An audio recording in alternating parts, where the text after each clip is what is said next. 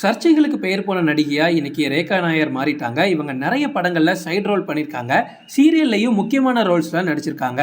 குறிப்பா இவங்களை பத்தி சொல்லணும் அப்படின்னா, பார்த்திபன் இயக்கி நடித்து வெளிவந்த இரவு நிழல் படத்துல அரை நிர்வாணமா இவங்க நடிச்சிருப்பாங்க. அது மிகப்பெரிய சர்ச்சையா மாறிடுச்சு. இவங்க படங்கள்ல மட்டும் இல்ல, இவங்களோட சோஷியல் மீடியா எடுத்து பாருங்க. இவங்க போடக்கூடிய முக்காவாசி போஸ்டும் கொஞ்சம் கவர்ச்சியா தான் இருக்கும். இந்த மாதிரி ஆளுங்களை தான் நிறைய பேர் இன்டர்வியூக்கும் கூப்பிடுறாங்க. எஸ், இப்ப இருக்கக்கூடிய யூடியூப் சேனல்ஸ் பத்தி நமக்கு நல்லாவே தெரியும். லைட்டா சின்னதா யாராச்சும் ஒரு வார்த்தை பேசினா போதும் அவங்கள கூப்பிட்டு இன்டர்வியூ எடுத்துருவாங்க. அதே மாதிரி தான் இவங்களையும் எல்லா இடத்துலையும் இப்போ இன்டர்வியூ எடுத்துட்டு இருக்காங்க. இன்டர்வியூவை எத்தனை பேர் பார்ப்பாங்கன்ற ஒரு சின்ன கவலை கூட இல்லாம பல தப்பான வார்த்தைகளையும் ஓப்பனா பேசி விட்டுறாங்க ரேகா நாயர். அண்மையில கூட பைல்வான் ரங்கநாதர் அவங்கள பத்தி மோசமா பேசிட்டாங்க அப்படின்னு நடு ரோட்ல வச்சு இழுத்து அடிச்ச கதைலாம் நமக்கு நல்லாவே தெரியும். பட் இன்டர்வியூல சொல்லணும்னு சில விஷயங்கள் இருக்கு, சொல்லக்கூடாதுன்னு சில விஷயங்கள் இருக்கு. இவங்க இஷ்டத்துக்கு எல்லாத்தையுமே அடிச்சு விடுறாங்க.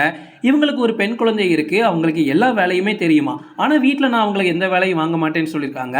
ஒரு போர்டிங் ஸ்கூல்ல தான் நான் என் பொண்ணை படிக்க வச்சிருக்கேன். அவ ஏஜ் அட்டன் பண்ண உடனேயே அவளுக்கு நான் எல்லா விஷயத்தையும் சொல்லி கொடுத்துட்டேன். குறிப்பா பீரியட்ஸ் நேரத்துல பேட் எப்படி வைக்கணும், இந்த வயசுல இருந்து என்னோட வயசுக்கு வர வரைக்கும் ஆண்களை பார்க்கும் போதோ இல்ல ஆண்கள் தொட்டாலோ உங்களுக்கு எந்த மாதிரி எல்லாம் ஃபீல் ஆகும் அப்படின்ற வரைக்கும் நான் எல்லா விஷயத்தையும் சொல்லி கொடுத்துருக்கேன். ரேகா நாயர் ஓப்பனா சொல்லியிருக்காங்க.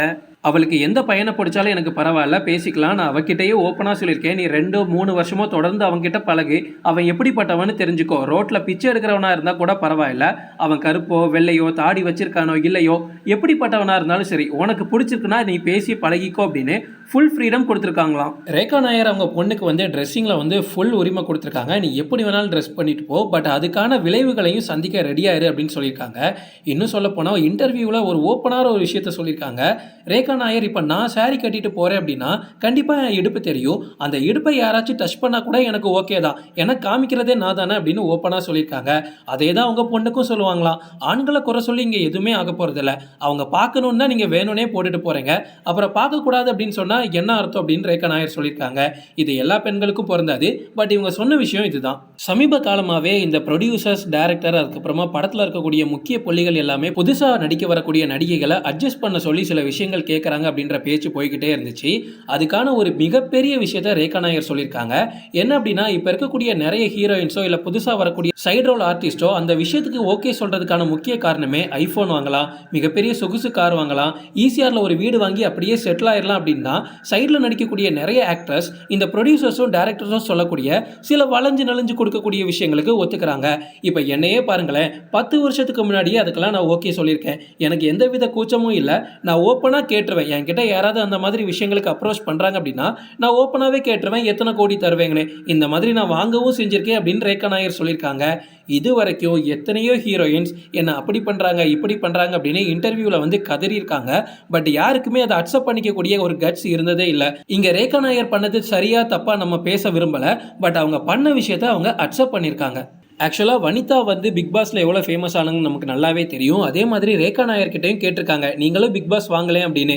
பட் அதுக்கு அவங்க மறுப்பு தெரிவிச்சிருக்காங்க. அதே இன்டர்வியூவில் என்ன சொல்லியிருக்காங்க அப்படின்னா, அவங்க ஏதோ ஒரு ஸ்கிரிப்ட் தரப்போகிறாங்க, அதுதான் நான் 100 நாள் இருந்தே நடிக்க போகிறேன், அதுக்கு நான் ஏதாவது ஒரு படத்தில் நடித்தா கூட என் பேர் ஃபேமஸ் ஆகும், பிக் பாஸில் நடித்து நான் என்ன பண்ண போகிறேன், அங்கே வாயை திறந்தாலே ஏதாவது ஒரு கண்டென்ட் தான், யாரோ ஒருத்தங்களோட கண்டென்ட்டுக்கு நான் பலியாடாக விரும்பலை அப்படின்னு ரேகா நாயர் சொல்லியிருக்காங்க.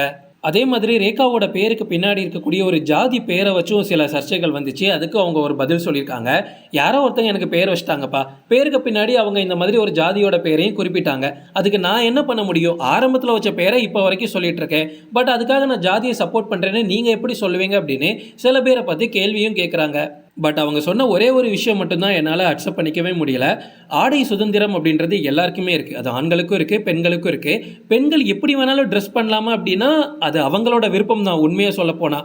பட் நம்ம ஒரு சொசைட்டியில் இருக்கோம், சொசைட்டியை சீர்குலைக்கிற மாதிரி சில ஆடைகளை தவிர்க்கிறது நல்லது தான். நீங்கள் ஒரு பொண்ணாக இருக்கீங்க, நீங்கள் இந்த மாதிரி ஒரு ட்ரெஸ் பண்ணுறீங்க, அந்த டைமில் ஆண்கள் உங்களை டச் பண்ணுறாங்க அப்படின்னா அதை அனுபவிக்க கற்றுக்கங்க, அதில் குறை சொல்லாதீங்க அப்படின்னு சொல்லியிருக்காங்க. இது என்னால் அக்செப்ட் பண்ணிக்கவே முடியல. அதுவும் அந்த இன்டர்வியூவை கண்டிப்பாக லட்சக்கணக்கான மக்கள் பார்க்க போகிறாங்க. சில சின்ன சின்ன பொண்ணுங்க பார்க்கறதுக்கு கூட வாய்ப்பு இருக்குது.